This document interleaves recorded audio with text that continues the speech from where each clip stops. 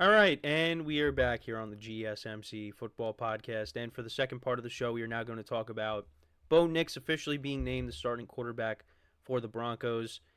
And kind of a similar way it turned out for the Raiders when Antonio Pierce was not guaranteeing anything. It didn't seem like he was going to come to a final decision. And then all of a sudden, eventually it was going to happen, but he ended up naming the starter like the day after he was saying that he wasn't sure. And that's kind of like what happened with the Broncos here and Sean Payton.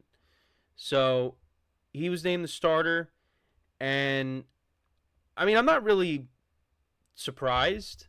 Um, it definitely seemed like it was trending towards that, the way it was being made out, and just like some of the reports that you're hearing that Zach Wilson was kind of falling down the depth chart, and it really was going to come down to either Jared Stidham or Bo Nix.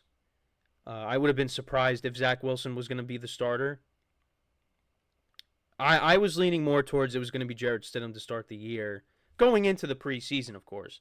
And then as we've gone through it, and what you're hearing in the media and things like that, it ultimately came down to Jared Stidham and Bo Nix, and Bo Nix ended up playing really well in the preseason so far, and now he's the starting quarterback.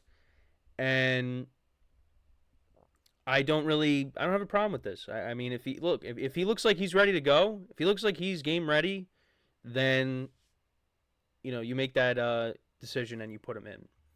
And the Broncos' first game is in Seattle, and it's interesting because those two teams are Russell Wilson's former teams, and he will not be a part of that game.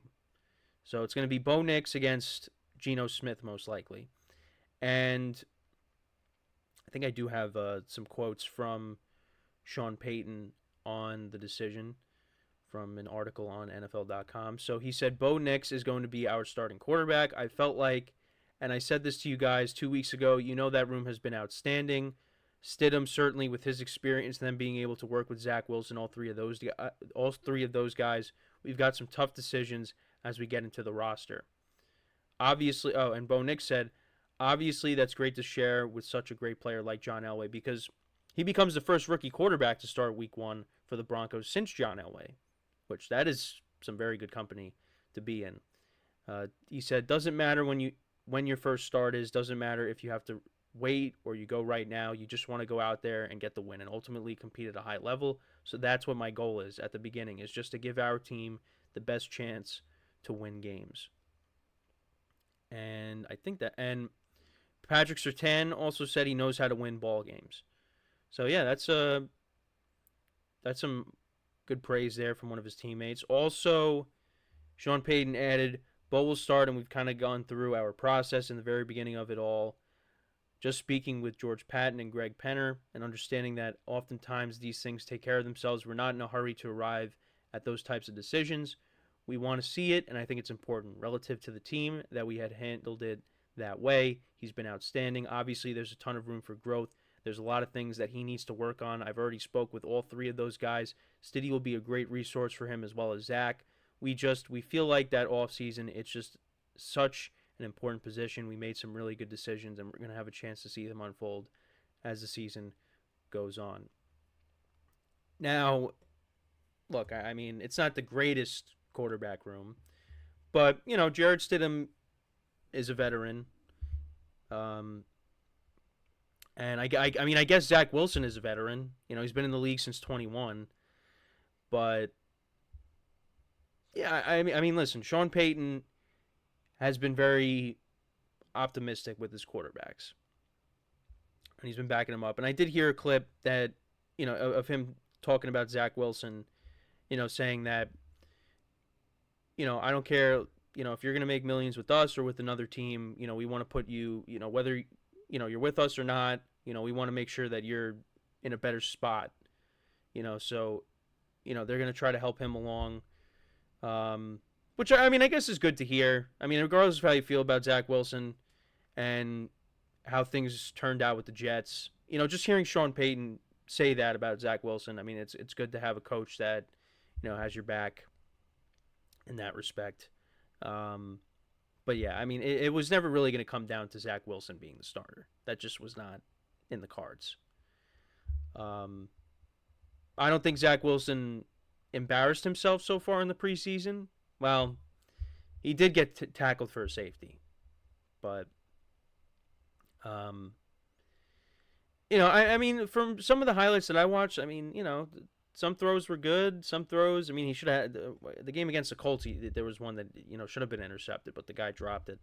But yeah, Zach Wilson, unfortunately for him, his days as being a starting quarterback are over. And who knows, what happens here with the Broncos. So we just know that Bo Nix and Jarrett Stidham, they're the top two quarterbacks. Zach Wilson's the number 3. And, maybe if a team comes calling that's really desperate for a quarterback, excuse me, had a sneeze. Like I always say, it always happens at least once during the show. If a team comes calling that's really desperate, maybe he ends up going somewhere else. But, for right now, he's still with the Broncos. He's going to be the number 3 quarterback. And we'll see. We'll go from there. But Bo Nix, let's get back to Bo Nix, though. I mean, look, the Broncos as a team, I don't really expect them to be very good this year. And when you look at the offensive side of the ball, there's some guys that got to prove themselves a little bit. Javonte Williams coming off of an injury, not last year, but the year before that, and he was, trying to get himself back, and maybe another year removed, we see more of the Javonte Williams we saw before his injury. Tim Patrick scored a touchdown in this preseason, I believe, and it's good to see him back out there because the last couple of years, I mean, he's had season-ending injuries. They still got Cortland Sutton. They were able to rework a deal with him, so that's your number 1 wide receiver right there. Yeah, I don't really know what to expect from the Broncos. I mean, again, I don't really think they're going to be very good. I think they're most likely going to be the last place team in the division. I like the other teams better. Well, the Chiefs obviously, are in a class of their own. But, I mean, the Chargers got some question marks, of course. The Raiders, I mean, I think the Raiders, could be decent. But I don't know. I like the talent on the other teams a little bit more than I like the Broncos. But when if Bo Nix goes out there, and shows that he's the guy, maybe the Broncos steal some games that they're not supposed to.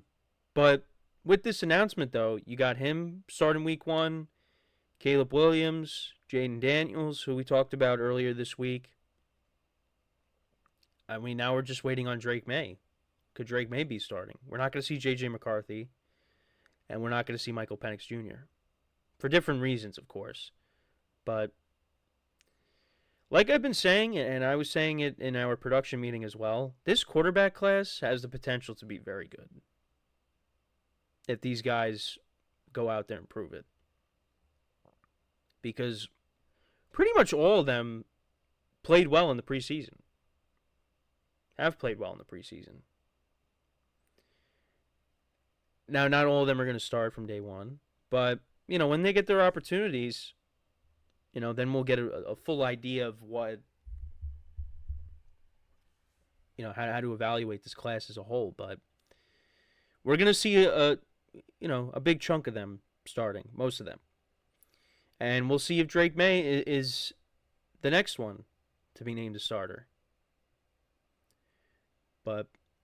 And obviously they're in different situations. Like when you look at Caleb Williams, I think right now he's in the best situation of the ones that are healthy. I mean, J.J. McCarthy, you could argue he was in the best situation or isn't in the best situation, but now he's hurt. We're not going to see him at all. The Broncos, we'll see. They got some young receivers that they got there as well. Troy Franklin, a receiver they drafted. So, only time will tell. But let me know what you guys think, though. Did the Broncos make the right decision starting Bo Nix? Would you have had him sit? I mean, look, if he's ready to go and they feel confident in starting him, then by all means, they could do that. And that's what they've done. So it is exciting to see yet another rookie quarterback is going to be a starter. Because again, we weren't sure. Like the only one that we were really, I mean, I guess the first two picks in the draft. I mean, Caleb Williams we knew. I mean, that was announced way early on in the offseason. Jane Daniels we kind of figured, but the Commanders waited a little bit. I think also because they wanted to see how he was in game, just to make sure. Because you do have Marcus Mariota on the roster. I mean, I think really they all kind of fell in that category of we got to just see how they do. They look in a game in the preseason and then go from there. Like Caleb Williams, it's like, well, they're not going to sit him and start Tyson Bagent. Like the Broncos, they have a guy that they had last year in Jarrett Stidham who could step in and start. The Commanders brought in Marcus Mariota. The Patriots brought back Jacoby Brissett. The Vikings had Sam Darnold. So, and obviously the Falcons, they signed Kirk Cousins to that big contract. So he is going to be the starter regardless. But, they also drafted their future, Michael Penix. But with the Bears, you knew Caleb Williams is starting day one. But now, you got a couple other quarterbacks and maybe one more that could be starting, and then you go from there.